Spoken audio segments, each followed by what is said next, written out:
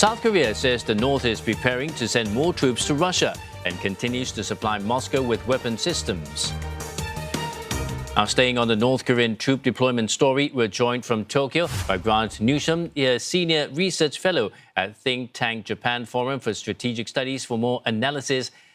Grant, how credible are the signs that North Korea is preparing to send more troops to Russia, and what should we be looking for? Well, I think the reports are very credible. I would expect this to happen, and probably in the not all too distant future. One thing to look at is the nature of the deployment, what they're used for, and they're probably going to be used for something other than the cannon fodder that they were used for a couple of years ago to repel the Ukrainian incursions into Kursk. But rather, you're going to see more specialized troops, say drone operators, missile troops that can actually help with launching the ballistic missiles that North Korea has been providing. You have engineers useful for demining, and just having some sheer numbers helps out when you can put them into the line, either in the front or the rear in particular, and free up Russians to do other things. And also it keeps the Russians from having to sort of drain more of their own manpower, which has gotten shot up pretty badly since this war started. And what about the timing of this report coming so soon after the U.S. cut the duration of annual drills with South Korea? Well, the North Koreans have turned into a much more credible military threat than they were. 10 years ago, 5 years ago, people sort of regarded them more as sort of a pest than anything else. Yes, they could attack Seoul and could make a move on South Korea, but the outcome would be pretty certain. And they were not a very well trained, not very well equipped, and in some ways not a very well fed adversary. That's all changed. And now you have to take the North Korean threat much seriously, not just on the ground, but in the air, particularly their missile force, and also their naval capabilities are getting better, particularly submarine sort of resources that they have.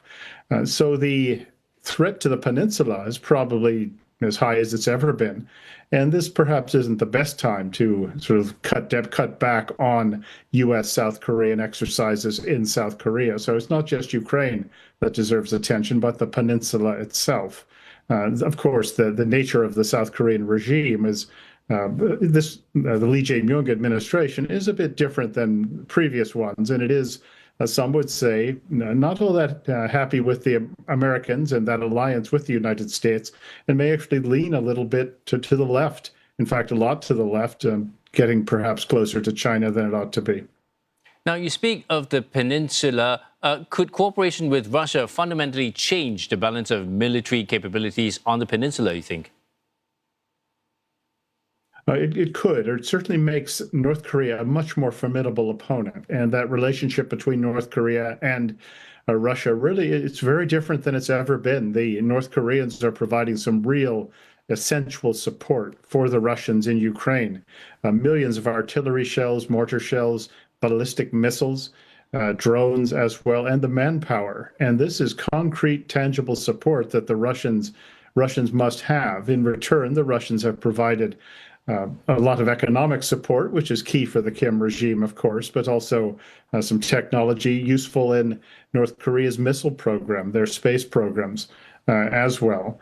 And there's on both sides, they're seen as a sort of concrete benefit by providing this mutual support that we've never really seen. And this has helped the North Korean regime to bolster its position to where it probably hasn't been this strong for years. It is, of course, a human rights nightmare in North Korea, but militarily and to a degree economically, it's solid enough for now.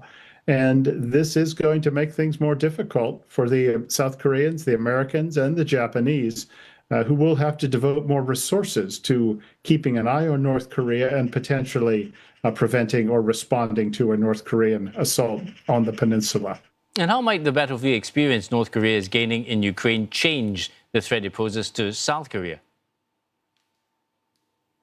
Well, anytime you've got some real combat experience, and particularly if you live to tell about it, it makes the military better. And there's a psychological aspect to sort of military capabilities. And now that the North is finally getting some fairly large-scale experience in actual combat, That has, as I said, has a psychological effect, but also where you can go test your drones, your ballistic missiles. You can figure out how to use them better in real combat conditions against a real good adversary, the Ukrainians. That's very helpful. You can make the adjustments necessary to make it more effective. The ballistic missile is as well, which the North Koreans are supplying and operating apparently, that you can get the targeting better, you can get the payloads better. So this real world experience allows the trial and error. That is how you actually get better as a combat force. And anytime you can get it, that it's a good thing from your perspective.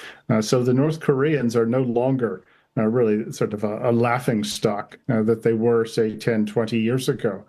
This experience is something they will sort of translate into real capabilities on the peninsula. I think the allies, the South Koreans and the Americans, will still prevail, but it could be a lot more costly than would otherwise be the case. And looking ahead, what worries you most about the military relationship North Korea and Russia are building?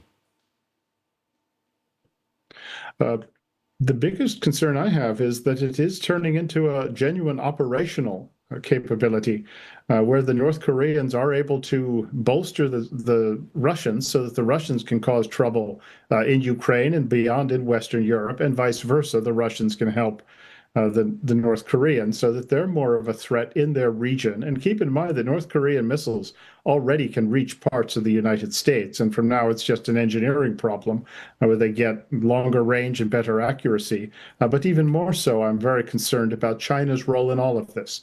North Korea could not do anything to support Russia without China's approval. And that is always been the case. North Korea wouldn't exist without China's support. So China is using North Korea as its proxy, as it always has, but it's much more able to exert influence in the region and potentially beyond.